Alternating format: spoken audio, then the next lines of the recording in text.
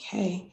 Um, with that, we have, so over the last few months, we've done a study. So, and the study was trying to assess the barriers to entrepreneurial finance in Tacoma, Washington. We used the William Factory Small Business Incubator as a case study. So that's where we got all the data from.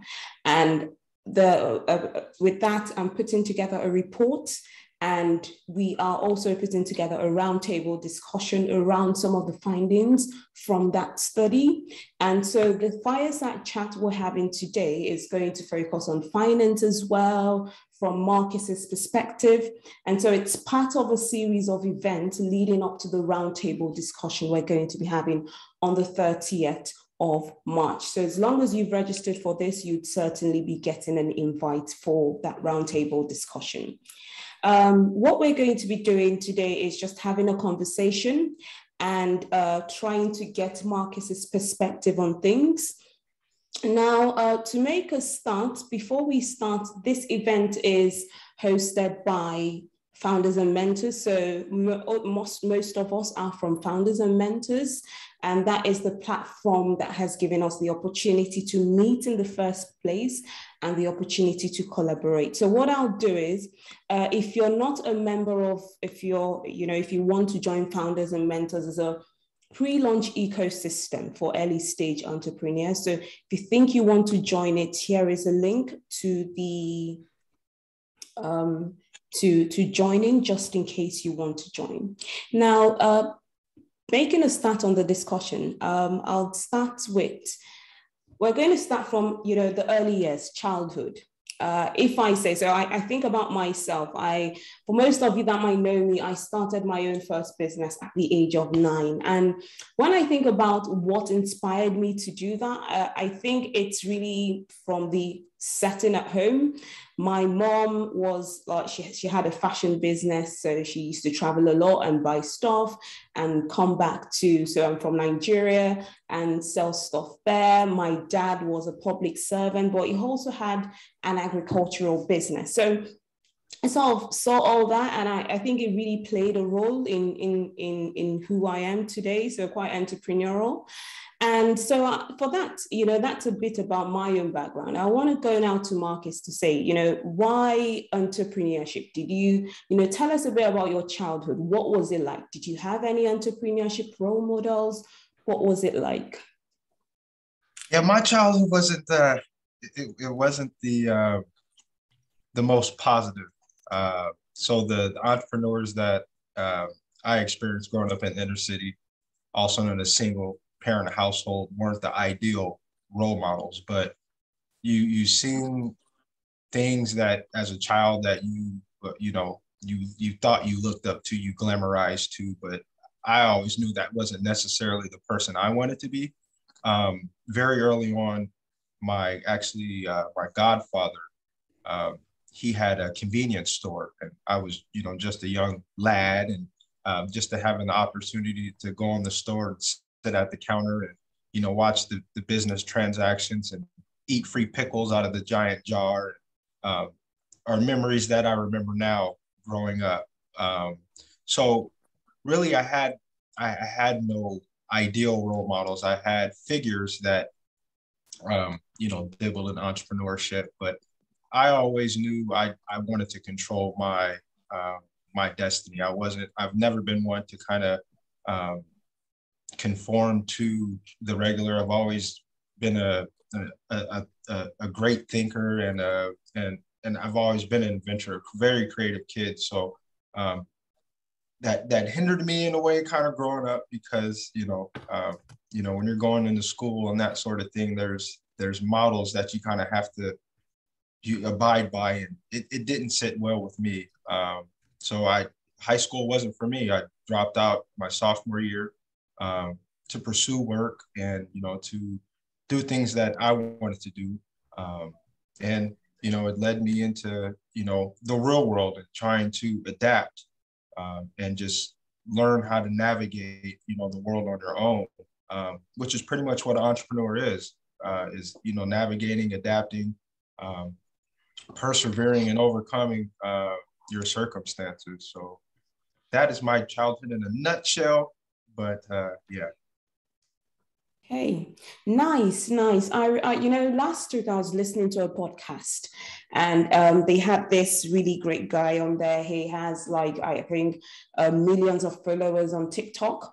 He's into, I think helping people get on the right diet, that kind of fitness stuff. And he also said stuff like that. He wasn't really, school wasn't for him. And one of the things he said is he wished, while he was growing up, that people knew what they knew now, that, if school is not for you, maybe you should try something else. So it's good that you realized that early on and took a different path in life. Now, fantastic. Now, when you think about, so you've sort of told us why entrepreneurship, because you wanted to take control of your life. But is there any other thing that, moved you in that direction of saying, okay, let me start my own business? Absolutely. I'm a very, very passionate individual. I felt my calling was to always serve my community.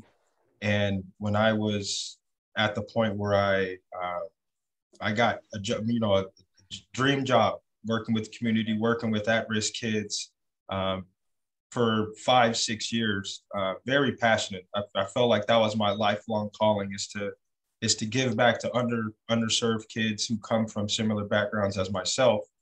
But, there comes a time in the corporate world or in a job where, people take you for granted.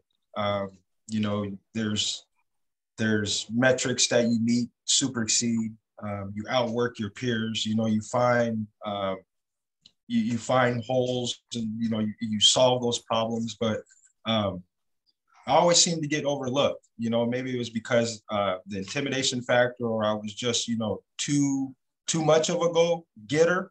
I felt like maybe that intimidated some people. So, I really just got tired of, always being in a position where I was there, and it wasn't about the money. It was there to serve a purpose. It was there to not only better myself, but better the people around me. But time after time, I would get looked over for the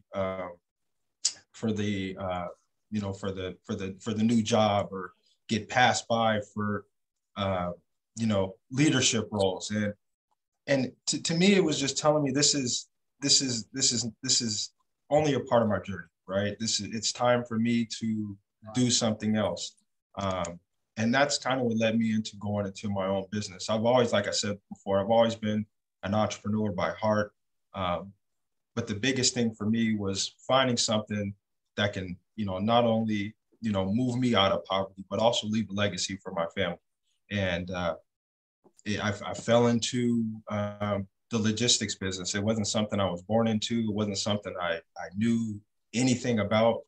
And I'm still learning 4 years into business, just how the world revolves around logistics and the trade of logistics itself. So for me, it was really just tired of living somebody else's dream and, superseding what they wanted, but not really getting what I needed from them as far as, professional development and those sort of things. So I felt like me jumping out on my own was the best way to really learn those skills and, get around like-minded individuals. Like, I was blessed to meet Tim during my entrepreneur journey very, very early on, my first year, which guided me into so many different rooms and different people that just slowly taking the business to the next level.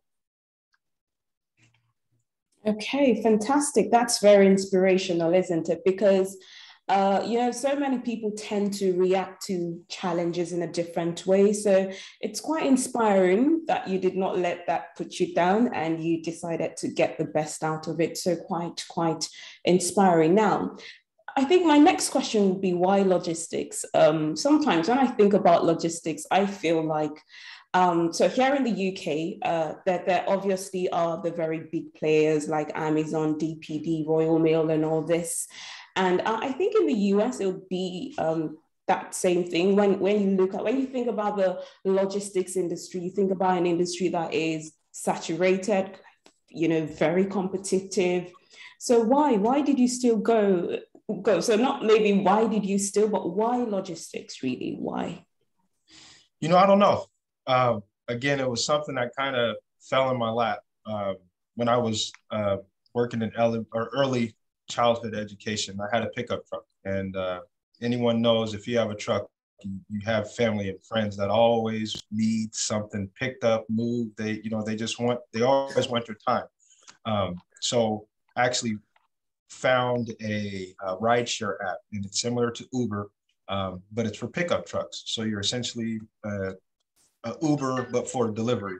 So the more and more I navigated that business model, I ran into logistics as I started to scale and got bigger trucks. Then I really understood what I was doing, and it was logistics, transportation and logistics to be exact. So it really opened my mind to a whole different aspect. I started looking at, the 18-wheelers going by and checking out people's logos and looking more into their business models. And then obviously we live in Tacoma, which is, I believe, the third largest port system. So just, seeing that constant flow of business, and my grandfather actually works down at the port. So just really diving into it. But I think the biggest thing that I loved about the whole idea of transportation and logistics was me being out on the road and that free time to myself, and just, the driving and meeting new people, and just finding out the whole world revolves around logistics. Our day to day is based on logistics. Every move we make is logistics. So the more I learn about it, it's like the world is logistics. So it's like, why not? It's a big ocean. It can be saturated in some aspects, but there's so many pieces that make up the logistics piece just outside of transportation. So the world is my ocean right now. So it's just a matter of me identifying our niche and just growing that and scaling that from there. And for that, it looks like warehousing, and shipping and receiving and that sort of thing outside of our delivery services. Okay, nice. Very positive, Markiss.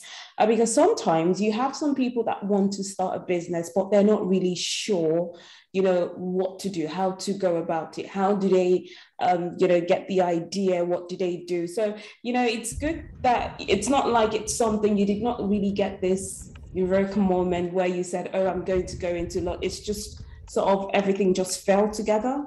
And sometimes, with entrepreneurship, it's the same thing. Things just fall together. And, sometimes that's how you get the business idea off the ground. Now, you said your business has been up and running for 4 years now. What has the journey been like in terms of growing the business? Now, I remember when I speak to Tim says, he remembers when you started off, and then and now there's a huge difference in the learning curve you've gone through. So do you just want to briefly work us through how has your business grown so far? And you can use any metric to measure it, really. We're not really heavy on profit or all that. No, anything is fine. Yeah, it's been a journey, to say the least. Like I said earlier, we bootstrapped and we continue to bootstrap. The funding that we've taken in have come from grants, awards, that sort of thing, winning different competitions like the Williams Factory pitch competition, taking advantage of grants from, the COVID pandemic, and, just being a minority business. But it's definitely been a journey with a lot of learning curves. Like I said, growing from that pickup truck, thinking if I just, now that I have a little capital to save, excuse me, to buying a box truck, right? I figured, bigger capacity means more money, but bigger capacity means more problems. You have your commercial insurance, you have your DOT guidances that you have to go by. So really learning how to pivot was really the toughest part, right? Learning how, the bigger businesses, moving from, the rideshare apps to now trying to find businesses who need our services. It's been a ride, and it's still one of our struggles because we are still a small business. But what I've found is the easiest end way is to add value to these bigger companies, not necessarily coming in as competition, but how can we support what you already have? So a lot of businesses that we currently work with, they're big companies, they have their own delivery teams, they have their own trucks. But for us being a small business, it's how can we support you? If that's with us, it's the same day deliveries or the on-demand deliveries. With the bigger companies, they're typically booked, 2 to 3 weeks out. But sometimes their customers, they want that instant gratification, that effect that's just taken over the globe. So for us, it's been just figuring out how we can add value to these bigger companies. And that's really been our biggest stronghold outside of my ties within my community, and just relying on the community support and the love that and the foundation we've already built working in the community with the youth. But it hasn't been an easy ride. It's been easier as I've learned the business and got around like-minded people. Got into more group-oriented people, small businesses, and the chambers, Williams Factory. I can't give them enough credit because that opened the door for everything. Just they've been a real blessing for sure, but it hasn't been easy. It has not been easy. Fantastic. Now, and it's quite, from what you've said, what I really picked up there is the fact that you've come into the industry and you're not looking for who to compete with directly, because, like we said, it's quite a saturated industry. And it's very important, because sometimes people think competition is the only way to win business. Meanwhile, and this is one of the key variables in my own PhD research, collaboration does sometimes make a lot of difference. So it's quite interesting to see that you did pick up on that. Now we go back to the finance side of things. This is really where my own interest is. Now I remember during the data collection phase of the study we did, we talked about venture capital funding, and typical VC funding would go for more high risk business, and I remember asking you a question: if you got some money from an investor, would you be willing to take it? And you were a bit reluctant to it because it's not really taking the money, it's knowing what to do with the money. Do you want to elaborate on that a bit more?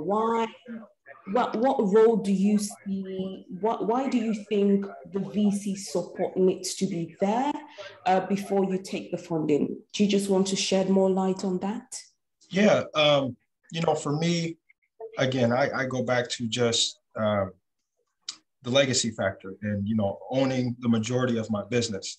And I feel if I were to take on somebody's funds, I would want that support, not someone that's just coming in to look to take on a percentage of the business, but someone that's legitimately willing to walk the plank with me and support me in any way possible. It's not about the money for me. We can as we grow, the money will come, right? It's really about building a solid foundation with strong people who can take us to that next level. So if we were to partner with a VC, it would have to be someone who's interested in, not only my family and well-being, but just the journey and, going through that and, willing to pull up their boots and walk with us, not just give us a lump sum of money and here, you kind of figure that out, right? It's more to it for me. I'm the hold the hand type person, just walk me into the room, show me the way, and figure it out from there. But just taking someone's money, it's not that. It seems too much pressure, especially when you don't have the support or the understanding of how to use the capital, right? They can drop $100,000, but if you don't know how to properly position that money and how to allocate it properly, like what good is that doing? But put me $100,000 or $115,000 in debt and trying to work that back instead of just working day by day and sticking to the grind of building the business and creating relationships that'll get us to the money eventually. So. Okay. Fantastic. I think that's really, really interesting. And it's quite important that, more entrepreneurs have this perspective, isn't it? It's really not the money, because sometimes people say that the capital is not there. The money is there. It's just a case of, one, the problem is the allocation, the means of allocating them are not that efficient. And, most people do not have the necessary knowledge and information to get access to those kinds of capital. So it's very important that people know, it's one thing taking an investor's money, it's another thing not losing it. So we know quite a lot of people do lose money, but you want to also be careful that when you're taking on an investor's money, you do have a solid plan, not a plan that, because sometimes there are people that get money from investors that if you listen to the pitch or whatever the idea was, they did not really have the best idea. Sometimes it might just be that they're very good at communicating and they sold the investor, and even though the plan, the idea was rubbish. So it's quite a breath of fresh air to get your own perspective on that.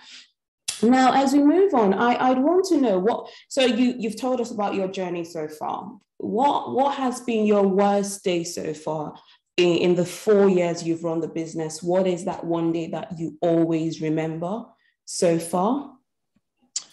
Whew, man. Well, we had COVID, right? But the crazier thing about that was maybe 3 months before this COVID thing really hit, we were in a pretty tough spot. We had the big box truck. Work was kind of slowly starting to dwindle down, but we were leasing the box truck at that time. We had a contract that was just not working in our favor. We weren't too happy with the amount of hours that we were putting in compared to the return on investment just wasn't there. So we were still in a lease with the truck, but the money really wasn't coming in like it was supposed to. I think we had it maybe a month or so right before it hit, and I was just at a standstill, just like, what do we do? Like, how do I pivot from this?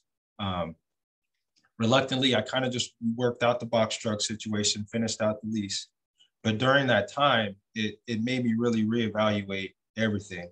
So I liquidated the box truck, I liquidated my personal vehicle, and I took a loan from my grandfather, who essentially helped me purchase our first cargo van. So that instead of having the big 26-foot box trucks operating 26,000-pound vehicles, we decided to scale down a little bit and have more economical vehicles that fit more of our business model.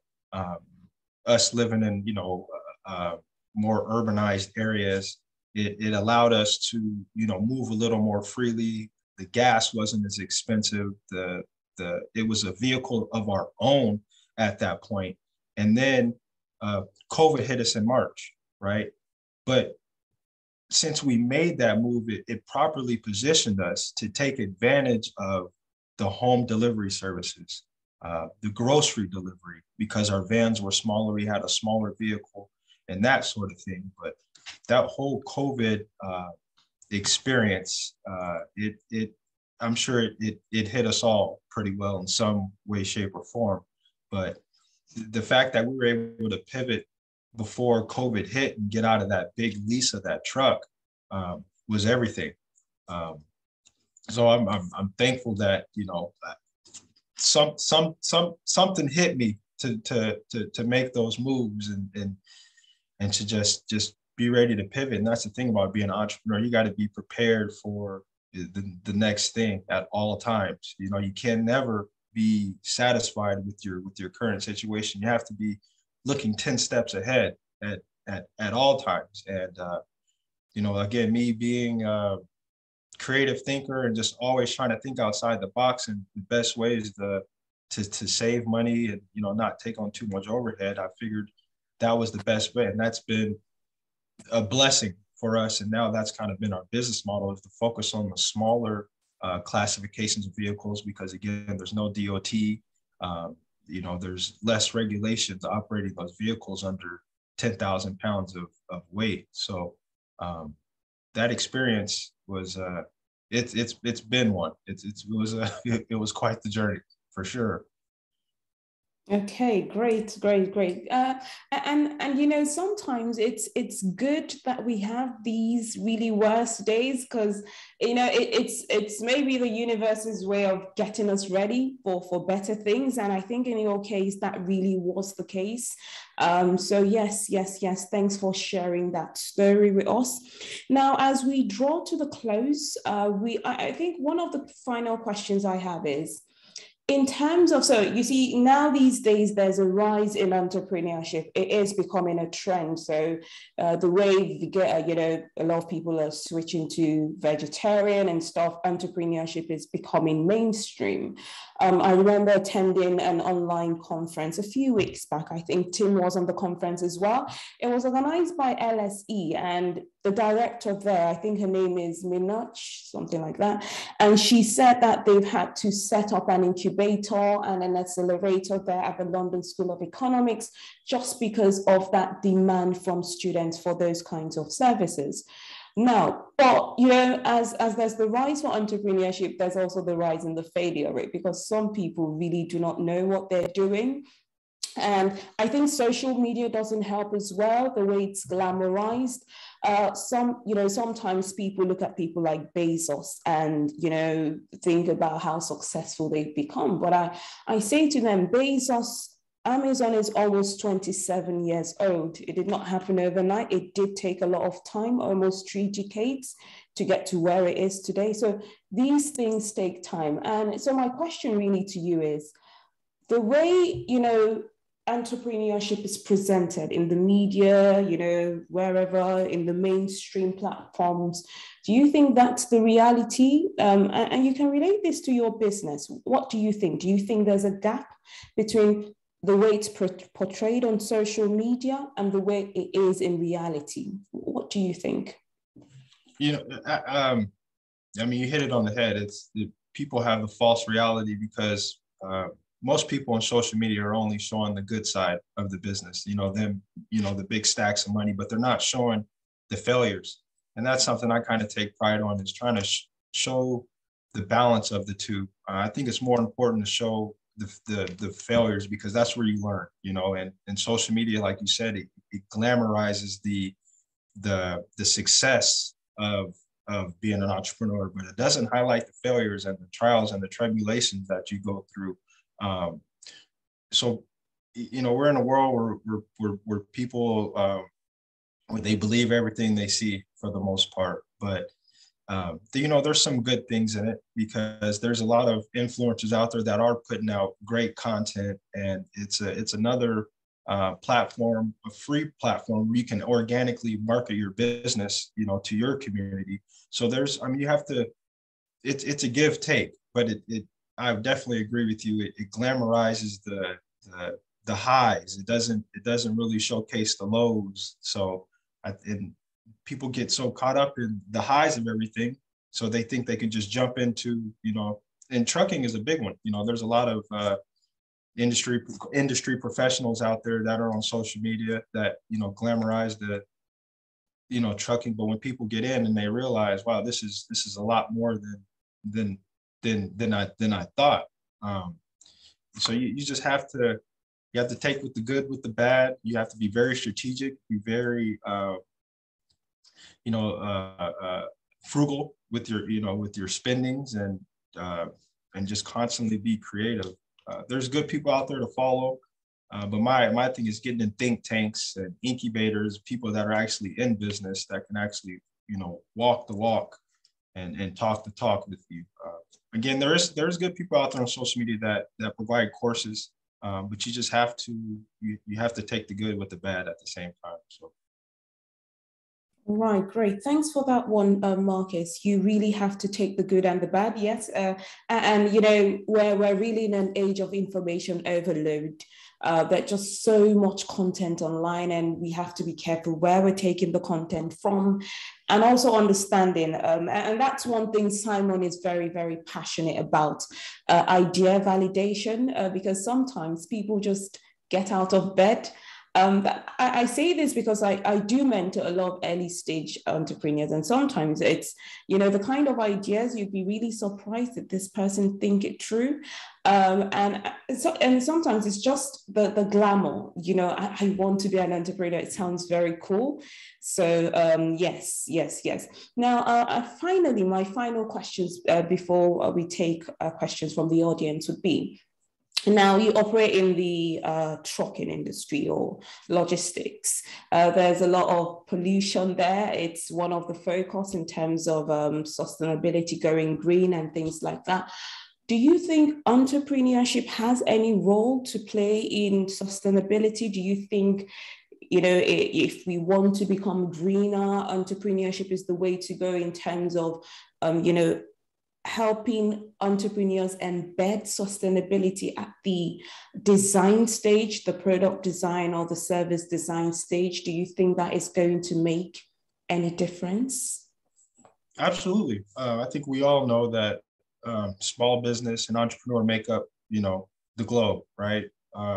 For us, being in the trucking industry, our biggest pivot is becoming EV, electrifying our vans, right? So we can grow our model with, the way the world is shaping, especially, being right outside the port. There's a big push to decarbonize the area. So that was another push for us from going from the bigger box trucks to the smaller vehicles, is having something more energy efficient and something that's putting out less pollutants. So absolutely, I think it's sustainable. As long as you're willing to position yourself to get ready for the next phase, and whatever your industry is, you just got to be thinking 10, 20 steps ahead. Like, where is this industry going to end up? And for us, we know it's going electric, right? Maybe autonomous at some point. So we're thinking ahead. For us right now is just figuring out ways that we can now electrify our vans and, make that more efficient. And there's lots of there's lots of funding and things of that nature out there, but it's just making sure we're in a position to take advantage of those opportunities once they arise. All right, fantastic. And I touched on this because I remember during, while I had the interviews over, 2 or 3 months ago, I was really fascinated by, how entrepreneurs were really making a lot of effort to embed sustainability into their product design.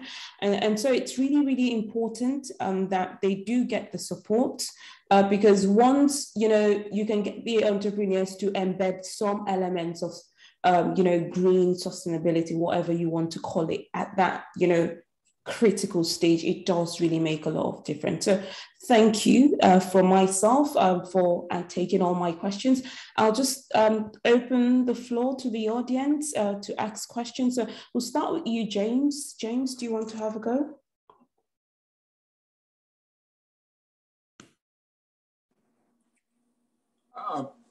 Yes, I'm in California, but through the United States, they have a nonprofit called the Service Corps of Retired Executives, SCORE.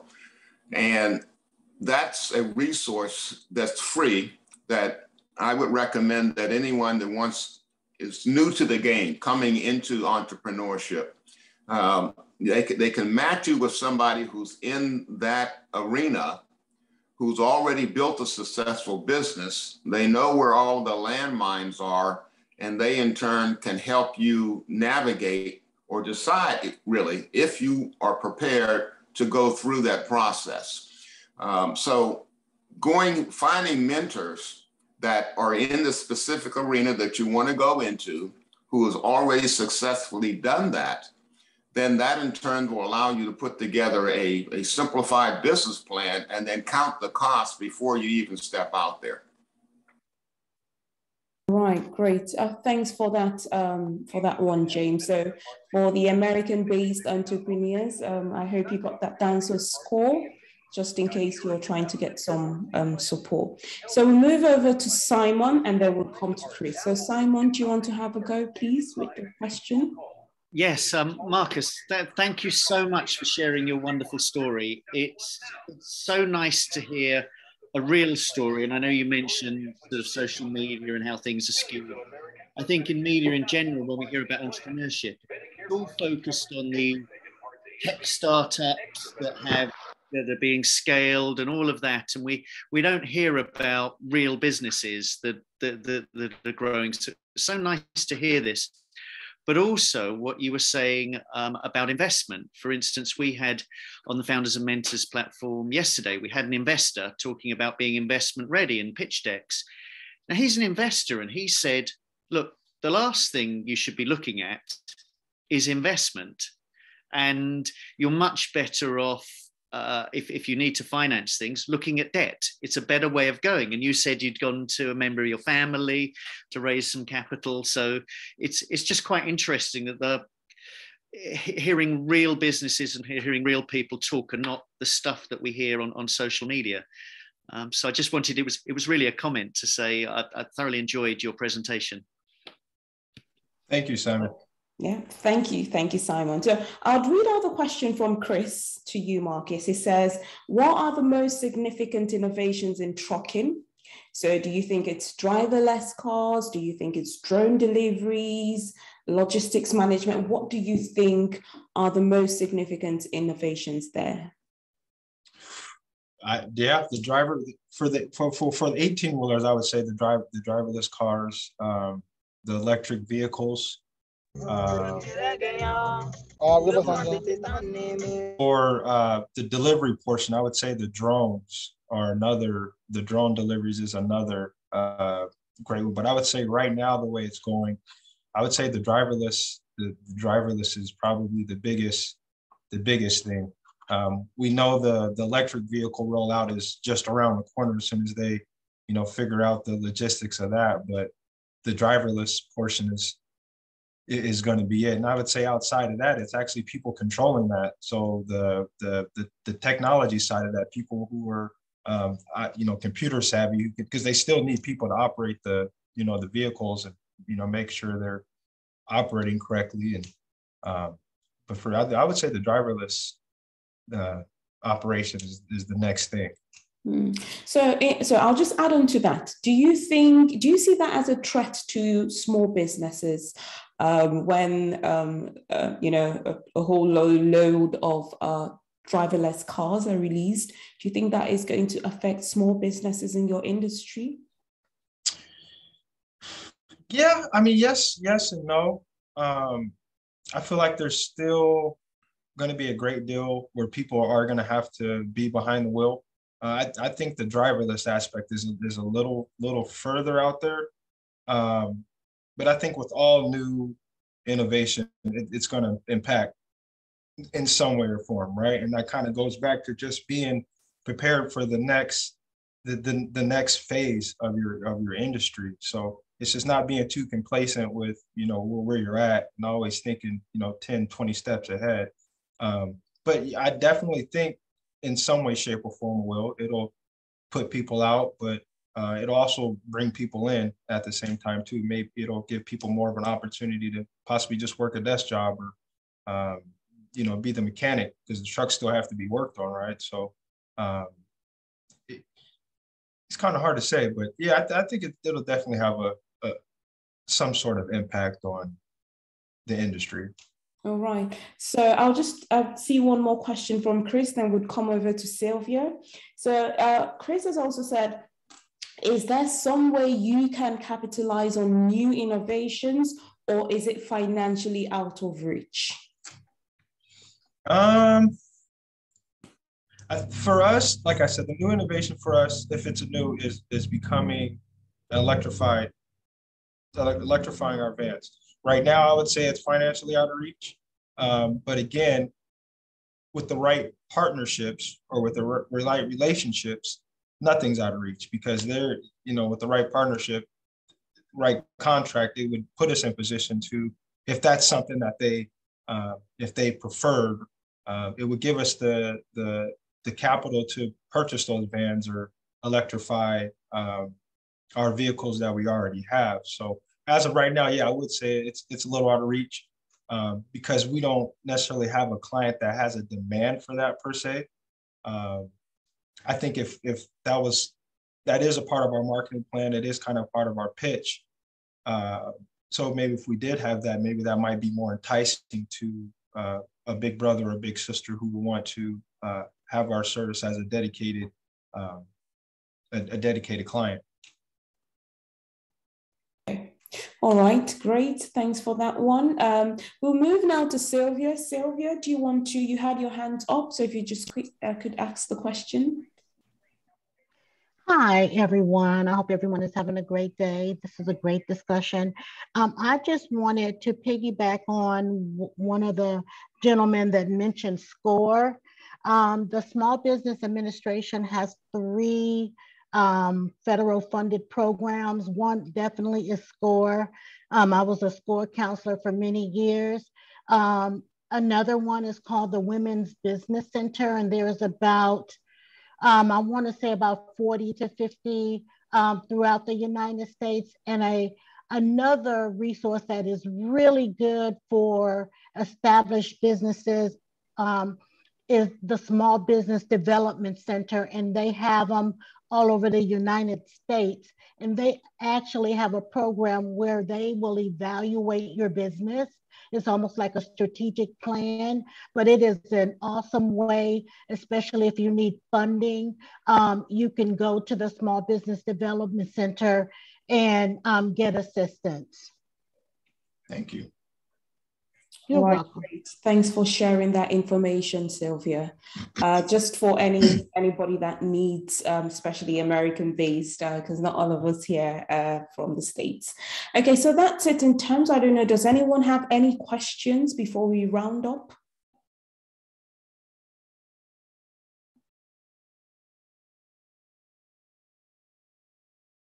Okay, so Markiss, Chris has a question for you in the chat. Do you want to have a look and see whether you have any comments there for that?